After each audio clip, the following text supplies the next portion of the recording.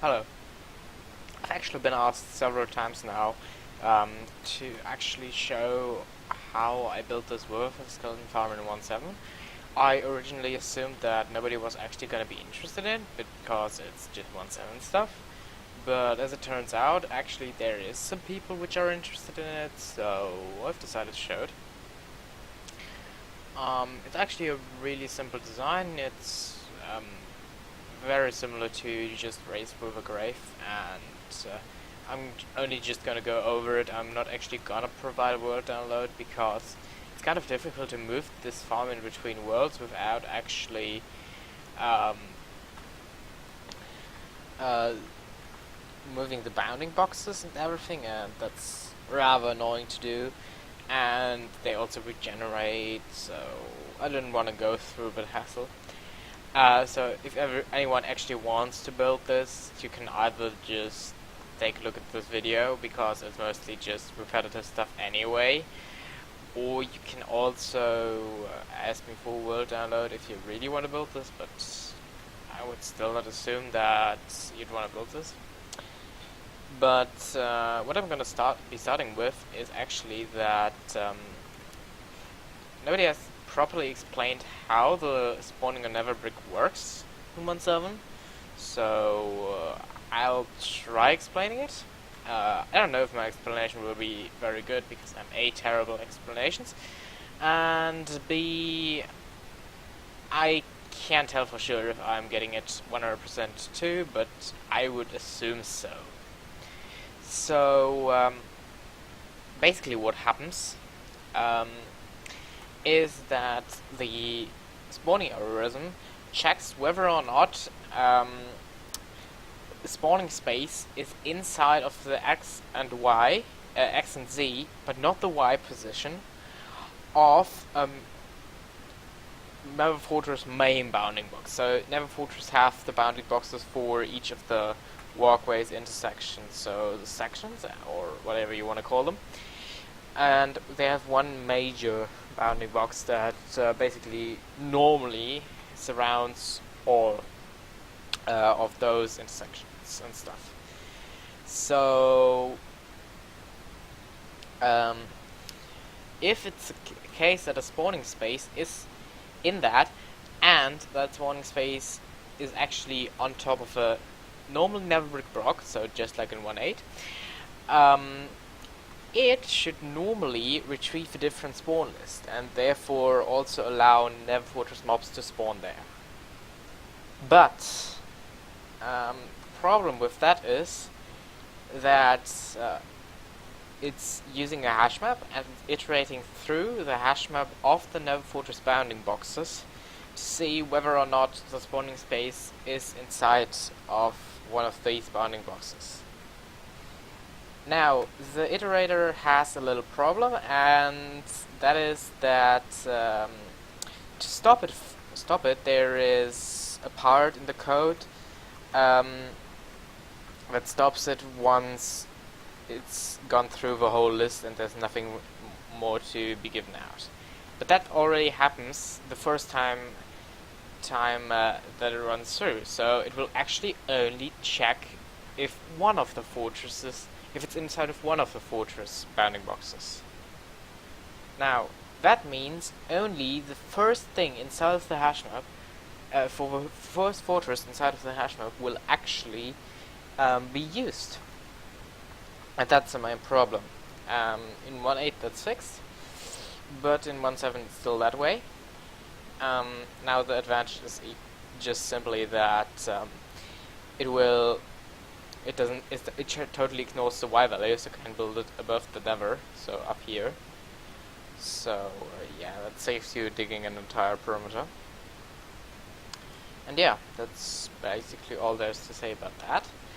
Now, one thing to note, I only just found out how this works through the help of Pricey, so thanks a lot to him, because I can actually read the code myself properly, at least. I guess I'm getting a few bits and pieces, but that's it. So yeah. Now, he also showed me how to write a mod that actually just returns the bounding box of the fortress that is currently selected in the console, which is like really dirty, but that's how I found out which fortress to actually be using. Now, you don't have that much to use, so I guess you'd have to try through all the fortresses that there are. But yeah, that's basically all there is to say about how it works. Now, moving on to the farm itself. I guess I'm gonna be starting out with the shifting floors, so those are custom designed by me. I guess you can just take a look at how these are built up. And then just mirror it below, right here too.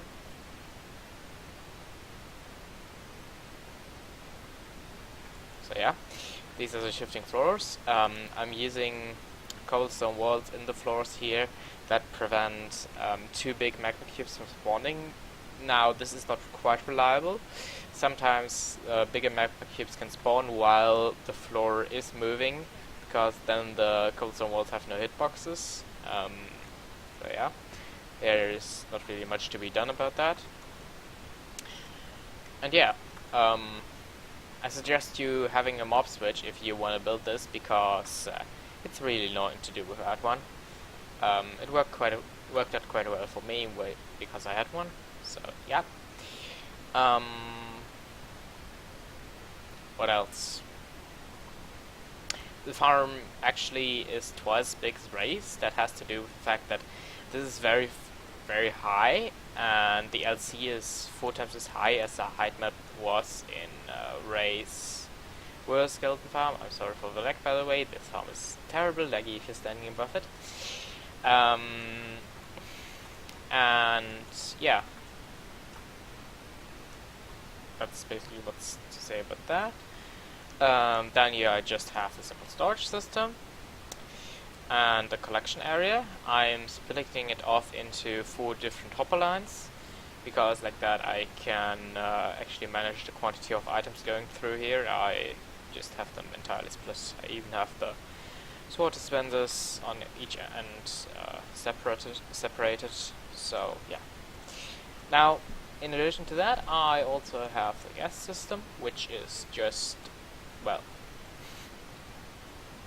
the gas, and there's quite some details to this to be mentioned, so I guess it will take a while to explain this entirely. So, in general, I just have these rail lines, which are powered by redstone blocks, and I use these iron bars to block the gas side. Now, around the gas itself, I have some iron bars to actually prevent it from seeing me, and I have in some spaces some glass, which is in my case just more expensive. You could use glass everywhere, but I preferred using iron bars because it's less expensive, and I didn't want to go through getting so much glass, and yeah. Anyway, so it's kind of difficult to show.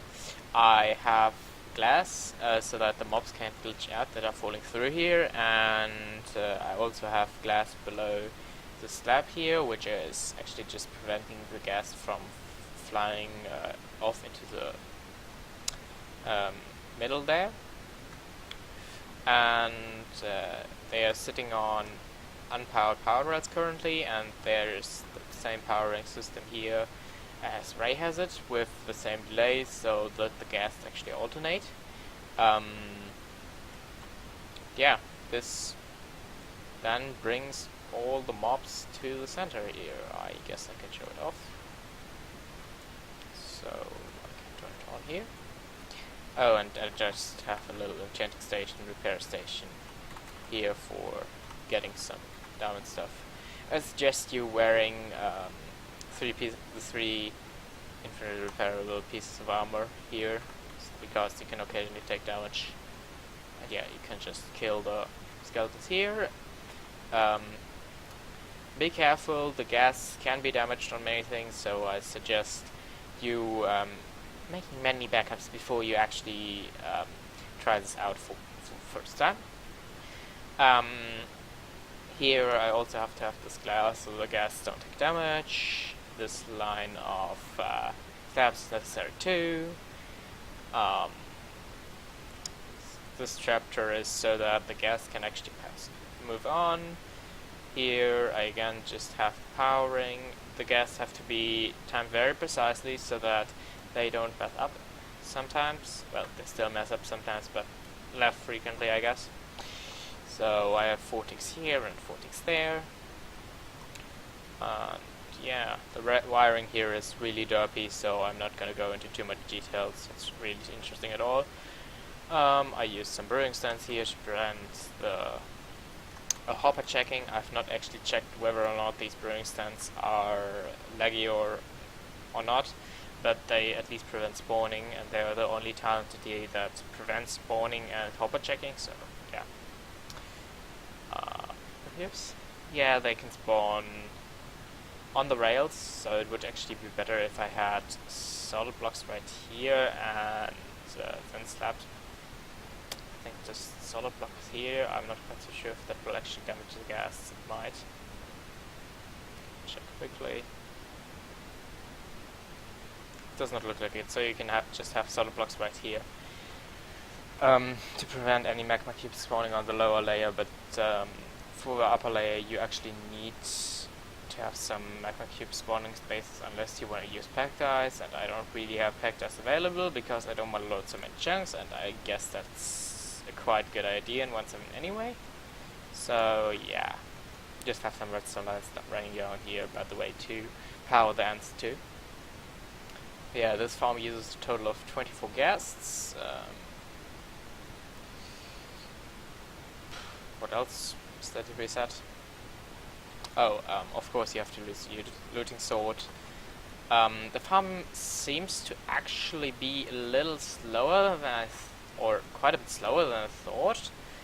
For some reason the spawning is not twice as fast in 1.7, although it should be, and it is for witch farms, but somehow not for mob farms, and it's weird. I don't quite get it. If anyone knows how it works, please tell me. So yeah, that's all there's to be said, I'd assume.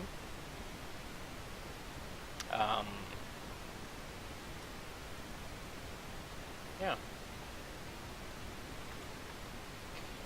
Oh, and a little tip. For getting the gas into here, you can build up like this. And then prevent the site using iron bars. And you have to have an unpower. This was a bad idea. I should unpower this bit first, but whatever. So I have to do this, then this, then this, this, then this, then this, and then this. Not like this. This. Then.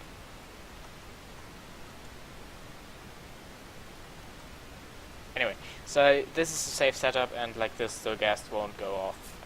You also have to make sure that this rail is unpowered, of course, while you're putting in the gas, or is powered actually, if you want to send the gas onto there, but like this you can put in the gas safely without damaging them.